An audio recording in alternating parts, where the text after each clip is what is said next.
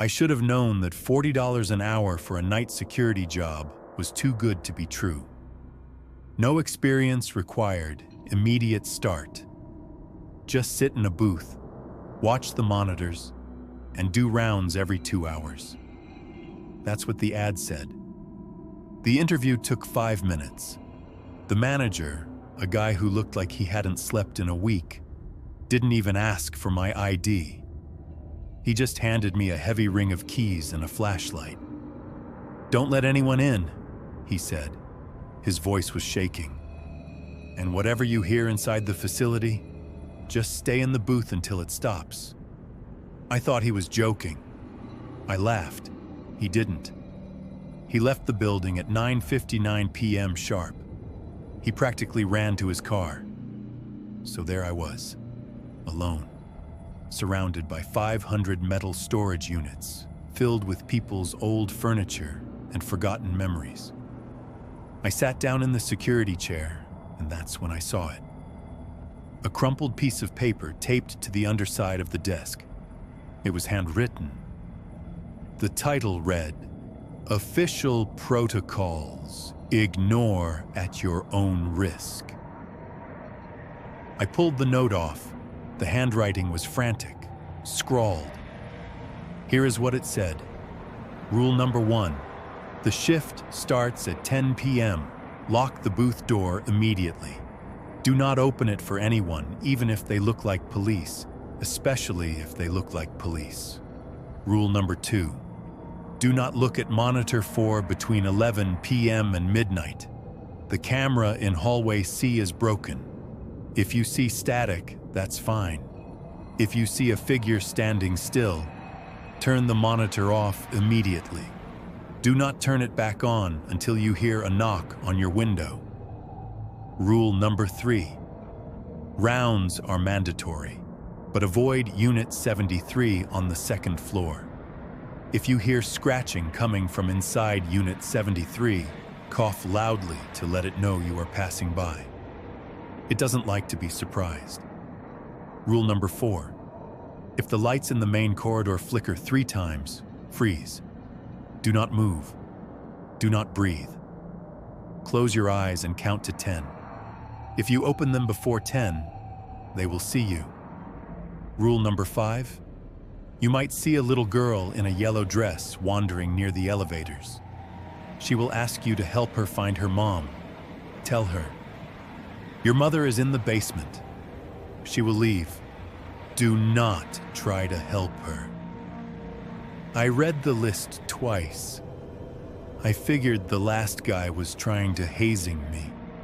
A prank on the new guy. I crumpled the paper and threw it in the trash. That was my first mistake. It was quiet for the first hour. Just the hum of the ventilation.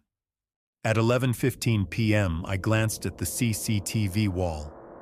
Monitor 1, clear. Monitor 2, clear. Monitor 3, clear. Monitor 4. The note said not to look, but I couldn't help it. The camera showed hallway C. It's a long concrete tunnel lined with red metal doors. At the very end of the hallway, right in the center of the frame, someone was standing there, a tall, thin figure, facing away from the camera, wearing a security uniform. My uniform. I leaned closer to the screen. "Hello?" I said into the radio. "Is someone down there?" The figure on the screen slowly turned its head. Not its body, just its head. It rotated 180 degrees like an owl. It didn't have a face, just smooth skin. My heart slammed against my ribs. I remembered the rule. Turn the monitor off. I fumbled for the power button. My hands were shaking. Just before the screen went black, the figure took a step toward the camera.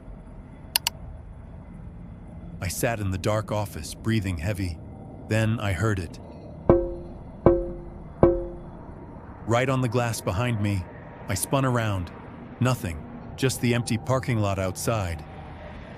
But the rule said, Don't turn it back on until you hear a knock. It was following the rules too. I wanted to quit right then, but I needed the money. I told myself I was hallucinating, lack of sleep. I had to do my rounds. I grabbed the flashlight and stepped out into the facility. The air was cold, musty. I walked through the first floor. Nothing. I took the stairs to the second floor. The lights buzzed overhead. I was walking past the units, checking the padlocks. Unit 70, Unit 71, Unit 72. I stopped. Unit 73. The metal door was slightly dented, like something had been hitting it from the inside. And then I heard it.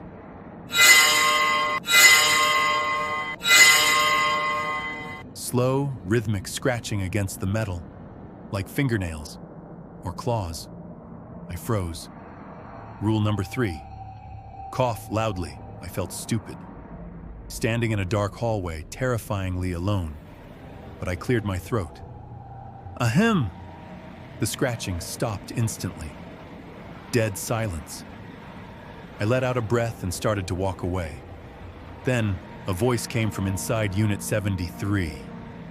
A whisper, right up against the metal door. I can hear your heart beating, guard. I didn't walk. I ran. I sprinted back to the stairs, my flashlight beam bouncing wildly off the walls. I made it to the elevators. I pressed the button frantically. Ding. The doors slid open, but I didn't get in. Standing inside the elevator was a little girl, maybe 7 years old, wearing a bright, clean yellow dress that looked weirdly vibrant against the gray metal. She was crying. Mister? She sniffled. I can't find my mommy. My instinct was to reach out, to comfort her. It's human nature, right? I took a step forward. Then I remembered Rule 5. Tell her, your mother is in the basement. I looked at her face, her eyes. They were black. No whites, just deep, endless pits. She took a step toward me. Her mouth opened way too wide. Where is she? She screamed. Her voice sounded like grinding metal. I yelled, your mother is in the basement! The girl stopped. Her face went blank. Oh, she said softly. Okay. The elevator doors closed. I watched the numbers go down. B1. Basement. I took the stairs. I took them 3 at a time. I locked myself in the booth and pushed the heavy desk against the door. I watched the monitors. On monitor 4, the faceless figure was back. But now it was standing right outside the camera's view, pointing at the security office door. On monitor 2, I saw the elevator doors opening in the basement. Something black spilled out. I watched the clock. 5:58 a.m., 5:59 a.m., 6 a.m. The sun started to rise over the parking lot. The heavy feeling in the air lifted instantly. Monitor 4 went to static, and when it came back, the hallway was empty. I grabbed my keys and unlocked the door. I didn't wait for the replacement.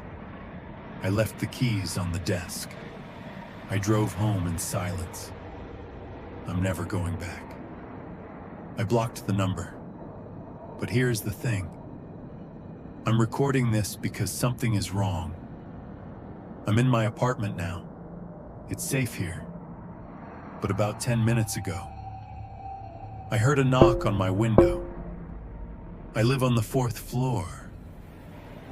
And just now, I heard scratching coming from my closet. I think I missed a rule. I think there was a backside to that page.